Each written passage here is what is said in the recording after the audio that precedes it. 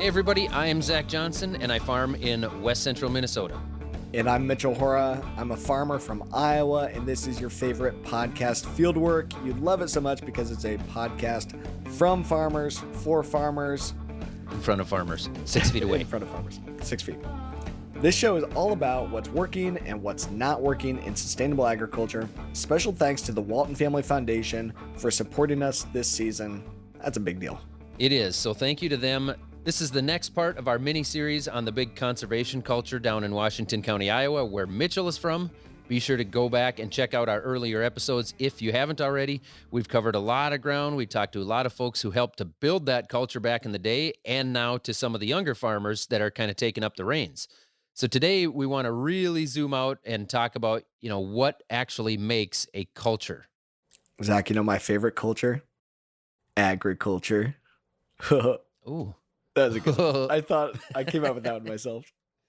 But no, a culture does all really boil down to the people and what makes a person. I would say your personality. Personality. We've got great personality, Zach. We're going to find out, though, I guess. We got to let the science prove it. We're all about science here on the podcast. So what's the connection between personality and a conservation culture? That's the question. The cult of personality. That's all stuck in my head now. Oh, man. Okay. This question came up when we reached out to Kevin Kimle at Iowa State for help thinking about why Washington County is so special.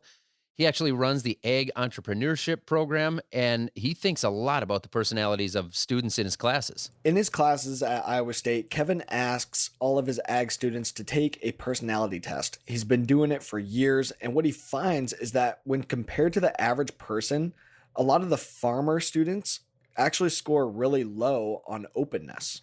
Which doesn't necessarily surprise me a lot. I don't know, Mitchell, what are your thoughts on that? I mean, yeah, a lot of farmers kind of keep to themselves for the most part. They're out on their farm, kind of doing their own deal. Yeah, they're social and want to hang out with other farmers, but sometimes they can be kind of closed off on some of the real ins and outs and the specifics. It's kind of like, when you're talking about, you don't talk about money, don't talk about money, kind of mum's the word type stuff. So they can be kind of closed off when it comes to some of the aspects about running the business. I kind of think a lot of that comes from how risky things can be if you decide to step out of that box. When you know something works, it's not easy to step outside the box and find out for yourself whether it does or doesn't. There's risk in that. Well, and that's what we wanted to find out. Why is Washington County so different? Like, is the personality of some of the farmers here part of what makes Washington County, especially that, maybe they are more open? Yeah, so before we actually asked any of these Washington County farmers to take the test, we decided to do it for ourselves. So we took the test and it got weird. I got an A+, I'm pretty sure. Can you get an A+ on a personality test? Yeah, you can. It says a lot about your personality. Here's our conversation with Professor Kimle. Check it out here. Kevin, we'll let you give an intro here, but Zach and I, in preparation for this interview, because now it's season 3, we're turning over a new leaf. We're preparing a lot more, and we did a personality test, and we're going to dig into that, and we're going to learn a little bit more about us. According to my results, they're going to be very disappointed. Even I found out a little bit about who the real Zach is. So Kevin, tell us who the real Kevin is. And tell us what you do up at Iowa State. Well, the real Kevin Kimle. We get multiple titles at universities. So one of my titles is Rastetter Chair of Agricultural Entrepreneurship. Another title is Director of the Agricultural Entrepreneurship Program Initiative, a program that's been around for longer than I've been there. I've been at Iowa State now for about 11 and 1/2 years. The Agricultural Entrepreneurship Initiative, a couple of years longer than that. And then my faculty position is that I'm a teaching professor in the Department of Economics. I teach courses. We run experiential programs. So Mitchell, I don't believe, is one example, ever sat in any of my courses, but he still got some of my time, at least, maybe more than he cared to have. And that he was in our student incubator program for students that are working on starting something, kind of our weekly therapy session, if you will, for aspiring entrepreneurs. For those students who don't quite know what they want to do, we place them sometimes with startup businesses as interns to get great experience working alongside entrepreneurs. And, occasionally we partner with, more established businesses to help them engage student talent to help them with an innovation project of some sort. So, we're kind of an all the above program, but we're all about, helping aspiring student entrepreneurs, kind of planting seeds for innovation and change, and working actively with and now investing in startup businesses. So I was like the worst entrepreneurial student ever because I never took the classes, and I was just like, Kevin, you have to help me. I don't know what I'm doing. So, but what would have happened if somebody would have went in there and said, Kevin, I got this great idea. I'm going to start a YouTube channel about farming. What would you tell them? First thing I would probably say is, I don't know much about that because I don't watch very much YouTube. You don't even watch The Millennial Farmer? YouTubers only get paid in rands. Yeah, I would say try to get paid in dollars. Well, I'm just trying to figure out how many rands that is. It must be like 27 trillion rands, right? It's a lot. It's a lot. It's a lot of rands. Yeah. Obviously, I never took the entrepreneurial classes at Iowa State either. But yeah, sounds like Mitchell was kind of doing his own thing like he likes to do. And then he comes in, and when things hit the fan, he needs your help. Yeah. So, Kevin, one of the things that you have your students do is take this personality test. And let's kind of dig into that a little bit. I've got it pulled up here. Understandmyself.com. Zach and I took the personality test, and we're setting up new Tinder accounts. I guess it's farmersonly.com, I guess, is what we have to go to, huh, Zach? Yeah, this conversation did end up going on for a while last night between Mitchell, myself, and Annie. And I don't think nobody's going to swipe right on our profile if we give them the results of the personality test. Zach, can I read what your profile information would say? Is this the one I sent last night? Yeah, it's nice. Yeah, you go ahead and read. It's quite honest if you ask my wife. So imagine this. The new, agricultural dating app based on the test that you just took in Kevin's class. And you come across this guy, says occupation is farmer, YouTube guy. He's very good looking. And the picture, you're like, wow, this guy's amazing. Like all these followers, and like he even has a podcast too. Like that's cool. Fresh haircut. And you're like, you have fresh haircut. You're like, okay, let me read about this guy.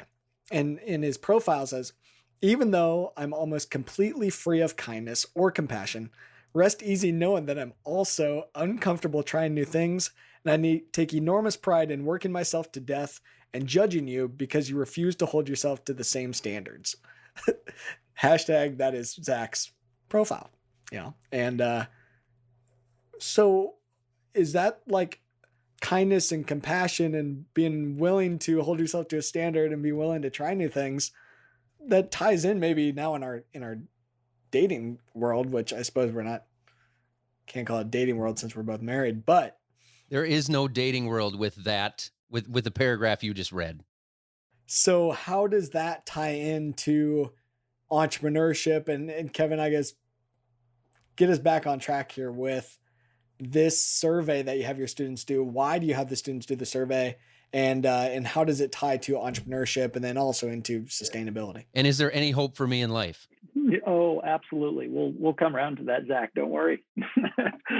So, as part of the entrepreneurship and agriculture class that I teach, we first part of the semester to dive into some very basic concepts around entrepreneurship, and then what are other entrepreneurs working on, but also take a little bit of time in what I call entrepreneurial skills and behaviors.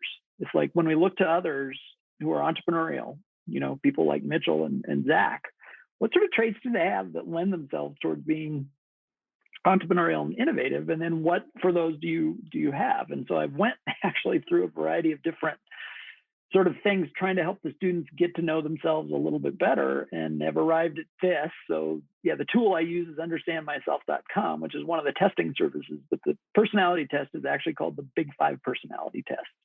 And for you and your audience, do understand, I've actually never taken a psychology class ever.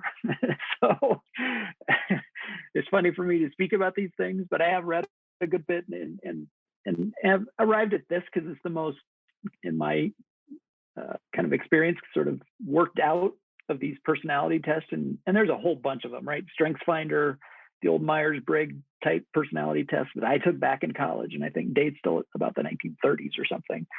Anyway, this has big 5 personality traits. So extroversion, neuroticism, agreeableness, conscientiousness, and openness to experience.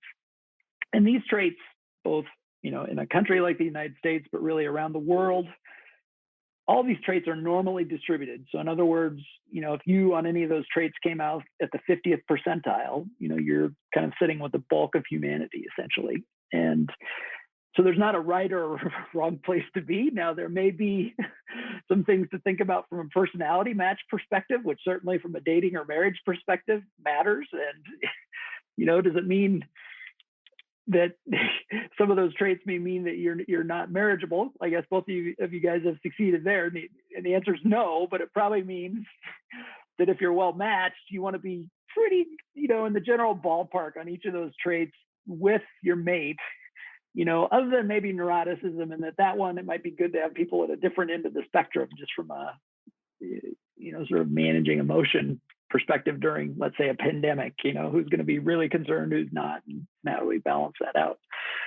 And so anyway, the first thing I always tell students when you read this, just like with any personality test, is that, human beings are the most complex thing in the universe. and so breaking a person into 5 different parts, it's a gross simplification, even for you guys. It's oversimplifying to break you into 5 basic components, but it's still helpful as you think about, kind of where do I fall in that? And then in particular, from an entrepreneurial perspective, what sort of personalities would be complementary to mine as I think about building a team?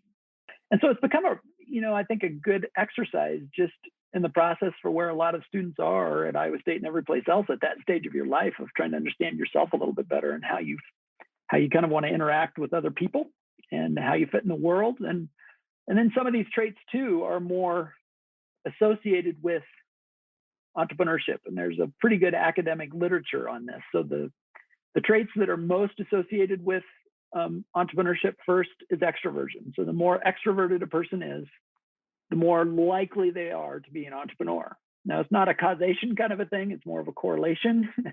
And it's not a high correlation, but still, I think that kind of makes sense, at least to me. The more extroverted a person is, the more likely they are to start a business.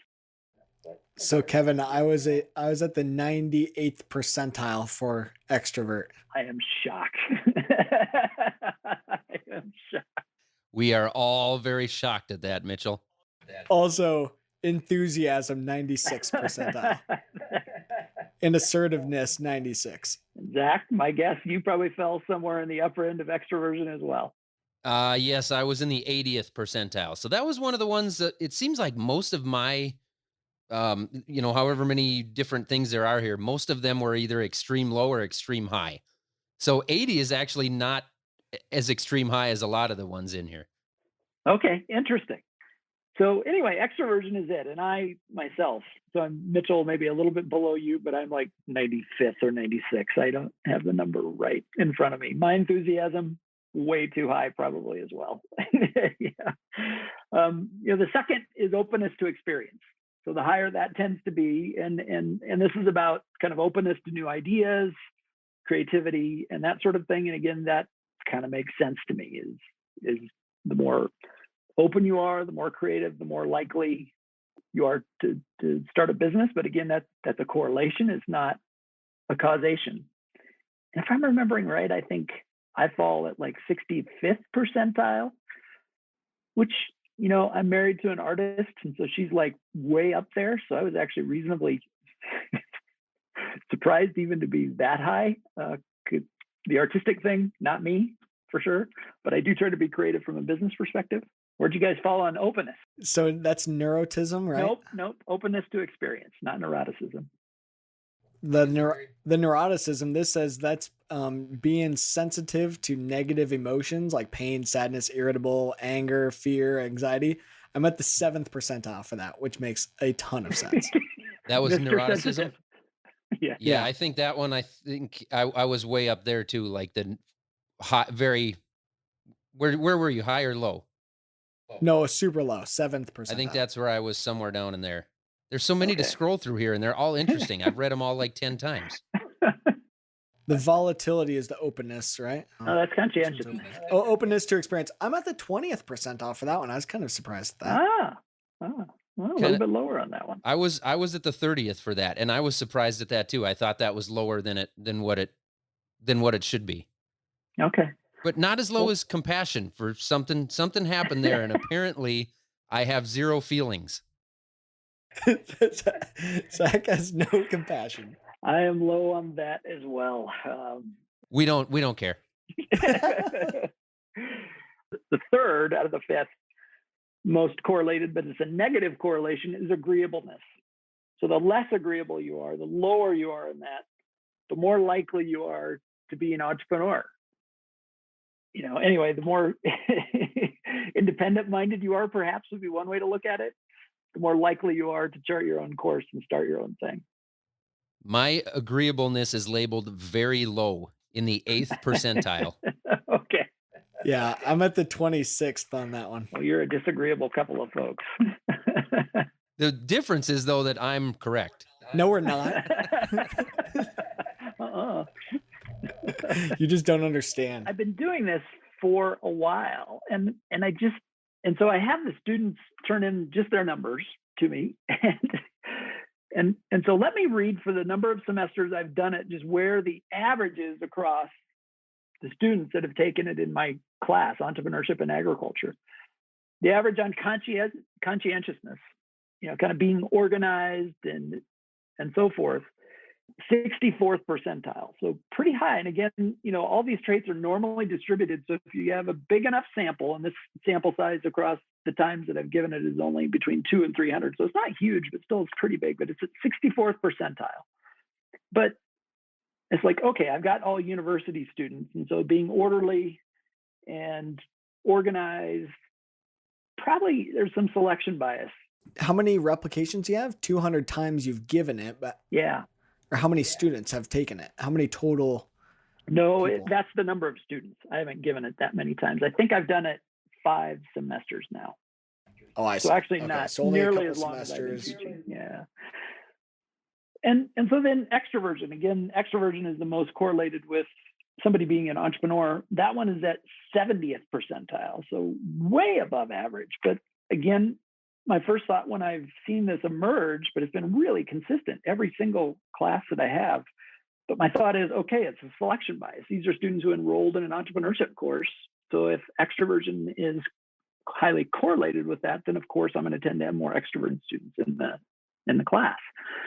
But then the next trait that's most associated with entrepreneurship, openness to experience, the average is 29th percentile, really low. And so sort of where you guys are at. Again, nothing wrong with it, but it just is interesting to me. And so as I've kind of reflected on that, it just gets me to the point where I start asking questions about the culture and agriculture, if you will.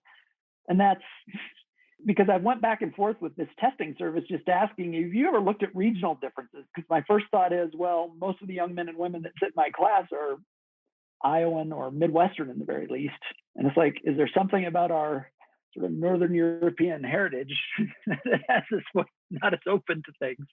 Anyway, they hadn't looked at anything. So then I started thinking even from a more granular level, thinking about, well, is it most of the students in my class are agriculture majors, they're from farms, they're from families with agricultural businesses, they aspire to be in agriculture. And I had this flashback to a conversation with a friend of mine who's from Garner, Iowa, who farms, but then he also advises, has a financial advisory business. And so he'd called me when I first started at Iowa State because one of his clients has a prosperous manufacturing plant. And so his call to me was just asking for a connection for this gentleman to meet up with other people who would own manufacturing facilities so you could have kind of a cohort. And so I gave him some names. And anyway, I remember Doug saying to me, when I was just asking why he was doing this for his friend, he just said, well, you know what they say about small towns? I said, no, Doug, I don't know what they say about small towns. And he said, well, nothing is punished in small towns like success. And, I grew up in Kennesaw, Nebraska, population 850, and graduated from a class of 19, which is way bigger than what my wife Patty did. Roseland, Nebraska, she was a class of 18, small school. So anyway, I got to get the small town ethos. There's this great kind of we're all in this together egalitarian thing that's good, but it's like, don't stick out. I think, my uncle some years ago bought a brand new pickup the year after he bought another new pickup and went to great pains to buy the same color. They hadn't changed the model. He just didn't want people to understand that he bought a brand new pickup 2 years in a row. I was like, okay. But then it sort of begs the question, are we innovative in what we do? And as part of our role at the Agricultural Entrepreneurship Initiative, can we help make our industry a more friendly place for people that want to try new things and do new things? And a podcast like you guys have and all the things you do is part of it as well. Okay, more from Professor Kimle after a short break.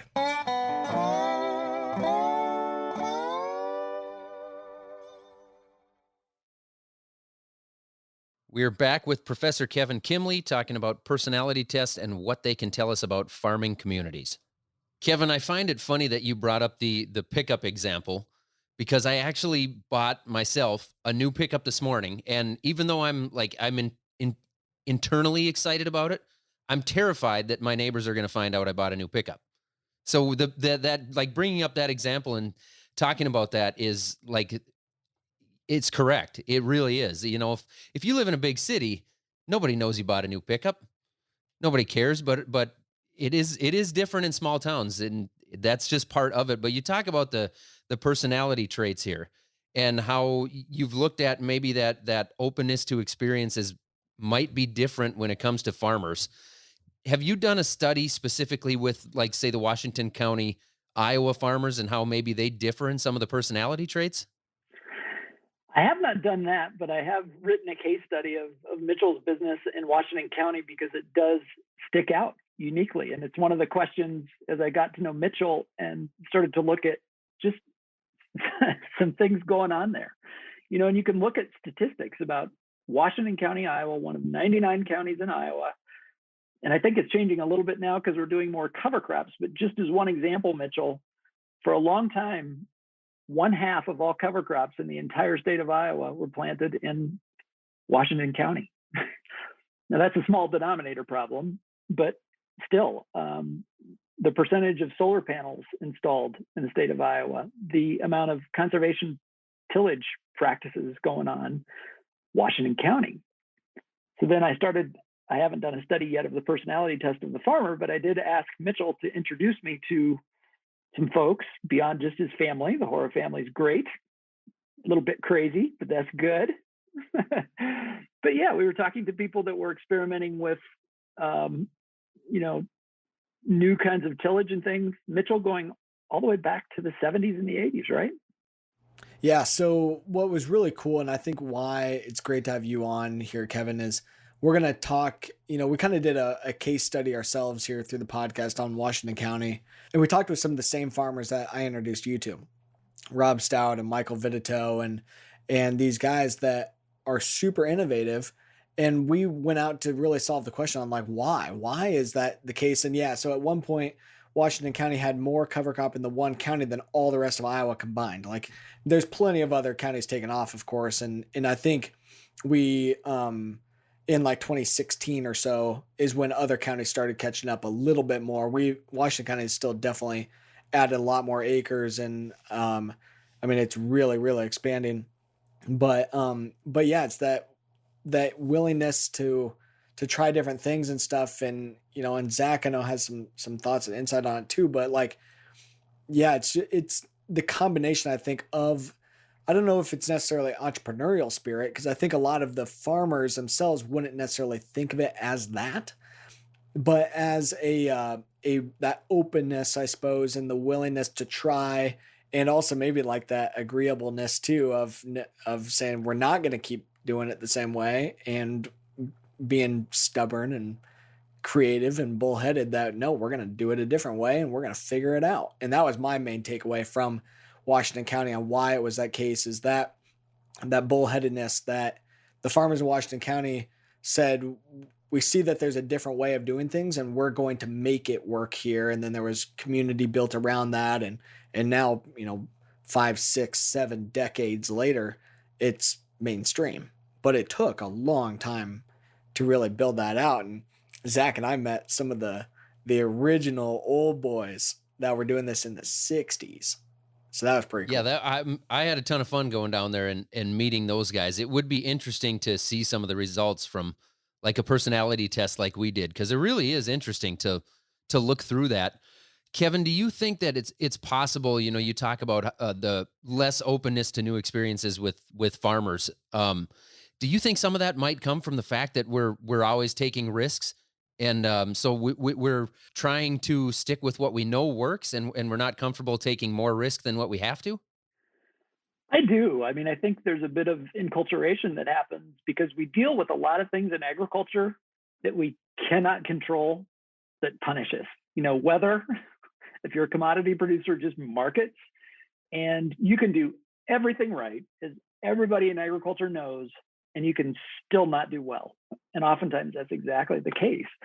And so I think it becomes an element of, well, you take the element of uncertainty that just comes from doing things in biology and in the world and in nature, and you cross that with trying new things that nobody else has done.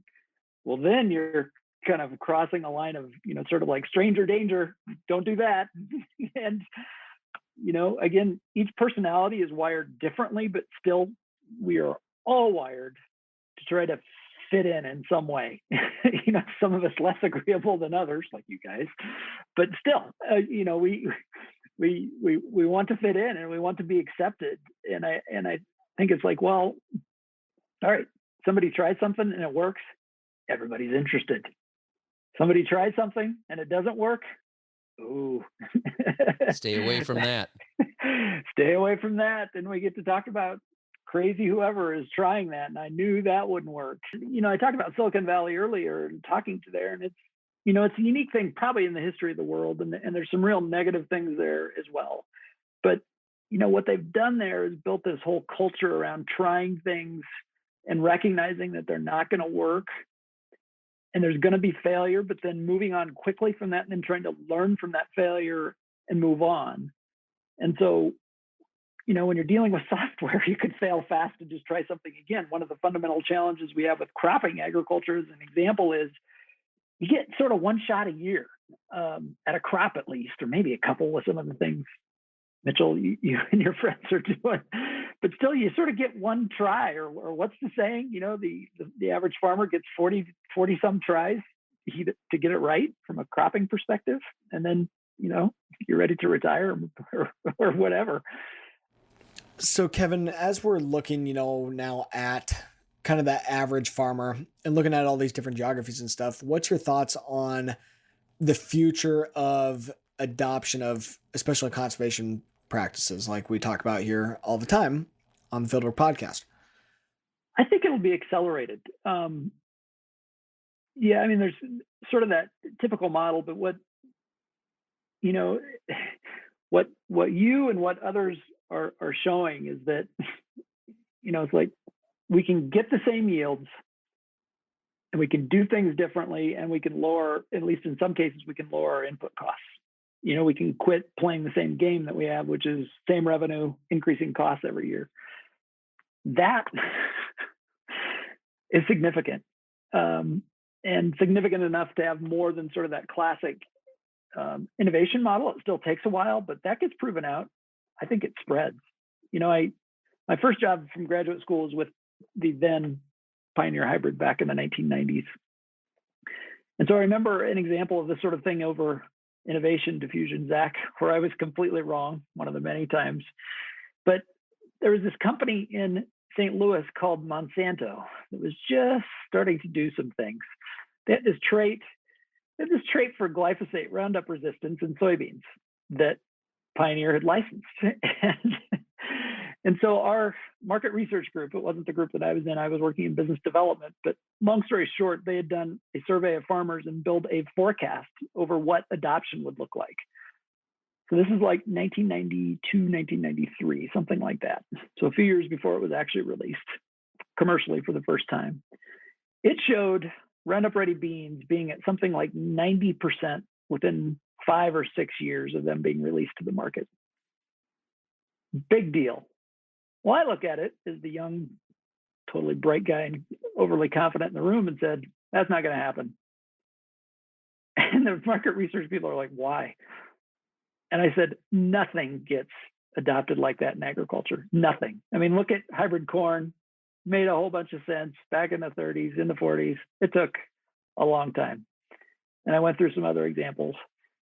Well, yeah, they were right. It was such a clear value proposition, and so this is way more complex than that. It's there's more variables and there's more going on, but the power of the change is there, and so it can be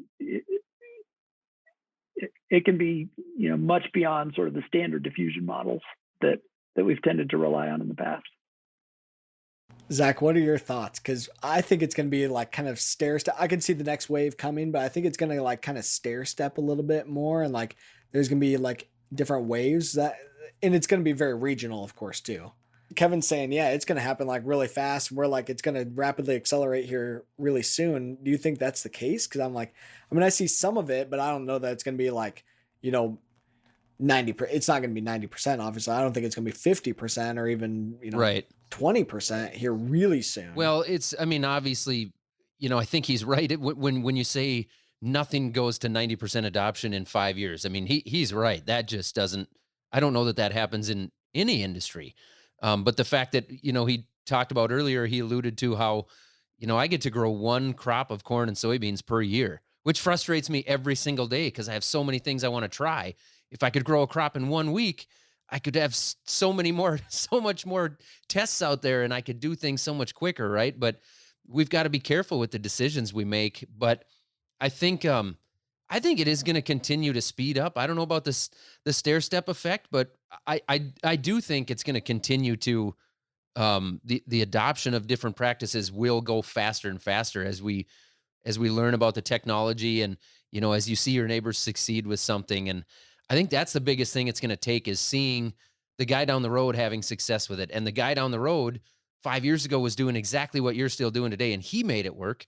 And now maybe there's 2-3 other neighbors that are making something work. And I think that is big. And I don't think it's necessarily because